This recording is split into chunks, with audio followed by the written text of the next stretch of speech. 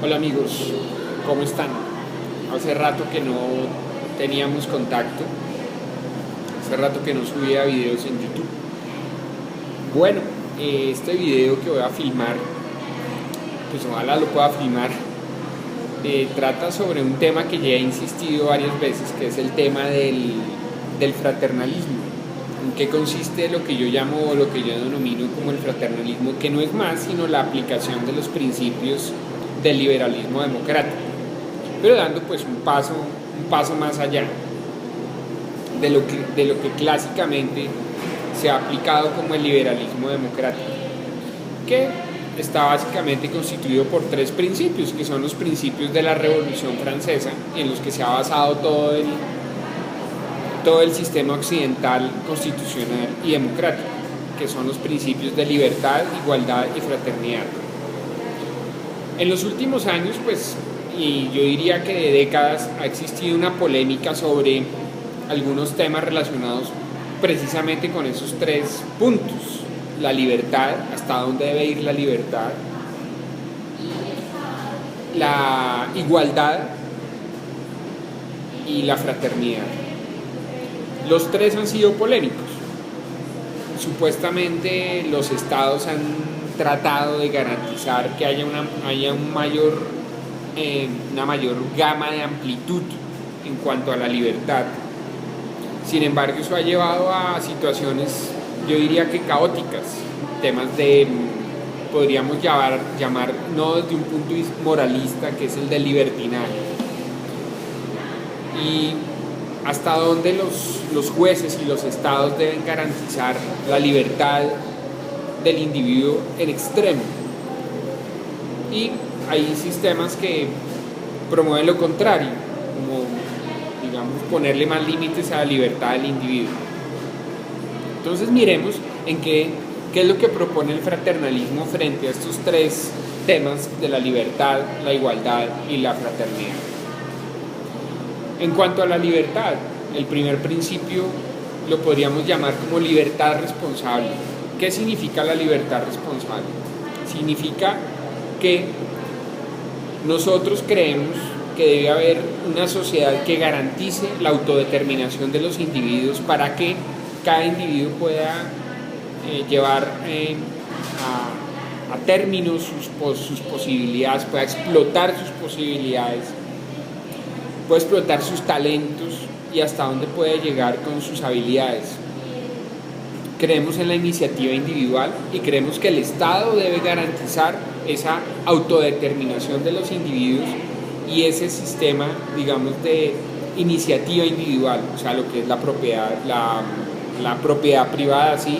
Y la autodeterminación también de la creación de empresas privadas es indispensable, y la protección del Estado de esa autodeterminación privada. Ahora bien, la diferencia con el liberalismo ultranza es que nosotros creemos que esa libertad debe ser una libertad responsable, más o menos, que es lo que exponía Kant. O sea, tampoco estamos descubriendo el agua tibia. Kant decía que la libertad de una persona llegaba hasta donde empezaba la libertad de los demás. O sea, que cada individuo tiene una esfera de libertad y que esa esfera de libertad llegaba hasta donde chocaba con la esfera de libertad de los otros individuos. Entonces, esa es la libertad responsable.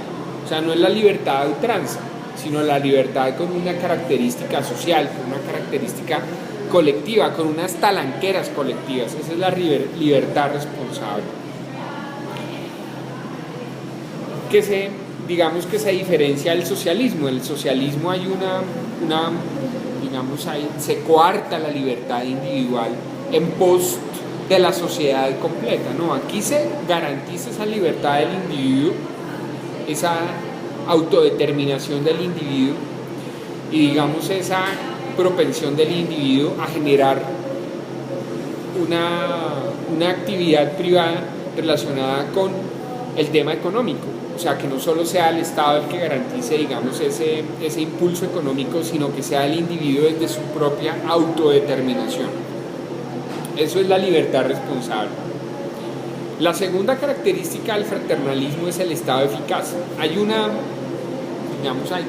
especie de pugna entre el neoliberalismo y el socialismo, donde en el caso del socialismo el Estado es todo y el individuo es nada. En el caso del neoliberalismo, el individuo es todo y el Estado es nada. O sea, lo que se busca es que el Estado sea pequeño, el Estado sea, digamos, casi que un Estado gendarme, o sea, un Estado árbitro. En cambio, en el fraternalismo el Estado es eficaz, o sea, no importa si el Estado es grande o pequeño, lo importante es que el Estado sea eficaz, o sea, que el Estado garantice los derechos de los individuos, que eso es lo que, en eso consiste pues, la existencia del Estado. Y el término de la igualdad. El socialismo ha tratado de llevar a los individuos hacia un igualitarismo artificial. Los individuos somos por esencia iguales, pero por accidente no lo somos. Entonces lo que debe hacer el Estado es garantizar la igualdad de los individuos frente a la protección de los derechos. No que todos los individuos seamos iguales, porque el igualitarismo, ese igualitarismo es una falsa igualdad. El igualitarismo es una falsa igualdad.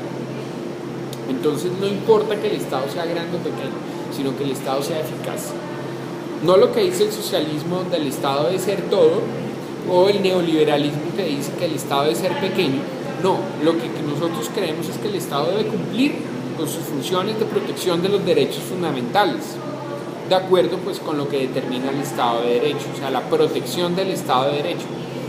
Y eso lo debe hacer el Estado, precisamente. O sea, el Estado debe existir, ni grande ni pequeño, porque puede que haya un Estado grande que cumpla con su misión de garantizar los derechos fundamentales y un Estado pequeño que no lo haga. Entonces no interesa que sea grande o pequeño. En cuanto al tercer punto, que es el de la cooperación infinita, que es el tema de la fraternidad, nosotros pensamos que los individuos deben dar algo más a la sociedad fuera de su trabajo y de su actividad normal, creando un sistema de cooperación infinita y de abundancia. Al crear un sistema de abundancia se garantizan dos cosas: una, que se acaba con la pobreza, y dos, que se puede disminuir los impuestos porque los individuos van a dar algo más a la sociedad, al bien colectivo. Al dar algo más, va a llegar un punto en que esa abundancia, por un lado, acaba con las deficiencias en cuanto a las necesidades básicas de los individuos y en cuanto a las necesidades del Estado en el tema público. Entonces, esa cooperación infinita, esa fraternidad, esa cooperación, que lo podríamos denominar como el sistema humano de cooperación, donde cada humano da algo más, claro que ese algo más está garantizado desde un punto de vista de la voluntad y la libertad, o sea, no sería algo obligatorio, sino algo desde el punto de vista de la voluntad, donde los individuos se dan cuenta que al hacer parte de una sociedad no solo deben garantizar sus medios de subsistencia, sino también dar algo a la sociedad para que la sociedad, digamos, como un todo, pueda también garantizar sus necesidades. ¿Por qué? Incluso hay neoliberales que piensan que debe extinguirse los impuestos, no debe haber impuestos. Bueno, y entonces, ¿cómo va a vivir el Estado? El Estado necesita garantizar unas necesidades sociales, digamos, de los individuos, la necesidad de la justicia, la necesidad de las obras públicas, la necesidad de la defensa. Bueno, entonces, ¿quién va a sustentar esas actividades? Lo tienen que hacer los individuos. Entonces, clásicamente se piensa que eso se tiene que hacer mediante los impuestos. En el fraternalismo pensamos que pues, los impuestos en principio no se deben extinguir, pero a través de la cooperación infinita también se puede llegar a sustentar esas actividades. Entonces se baja el margen de impuestos y por lo tanto esa actividad de los individuos, esa actividad más de los individuos que debe ser voluntaria, busca esas dos cosas: bajar la pobreza para que el Estado no tenga que estar supliendo las necesidades de los individuos con subsidios, y a su turno pues esas actividades que son públicas, esos servicios públicos pueden ser sustentados a través de la cooperación infinita.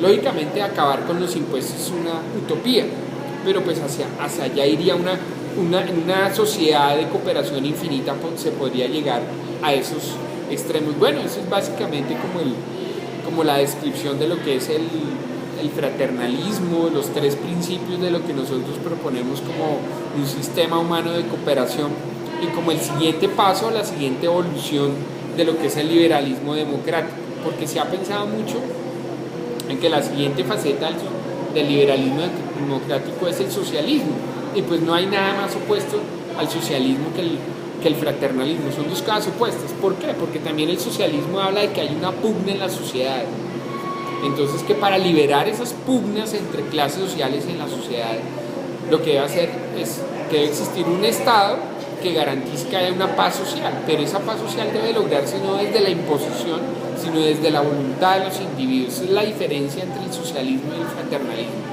que era lo que decía Marx, ¿no? Que hay una lucha de clases y que tiene que existir el Estado para impedir esa pugna de clases, ¿no es cierto?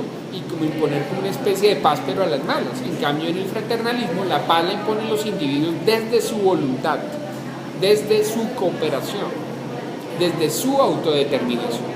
¿Okay? Bueno, muchas gracias. Eso era todo. Por interrumpirlos, ojalá les haya gustado el video.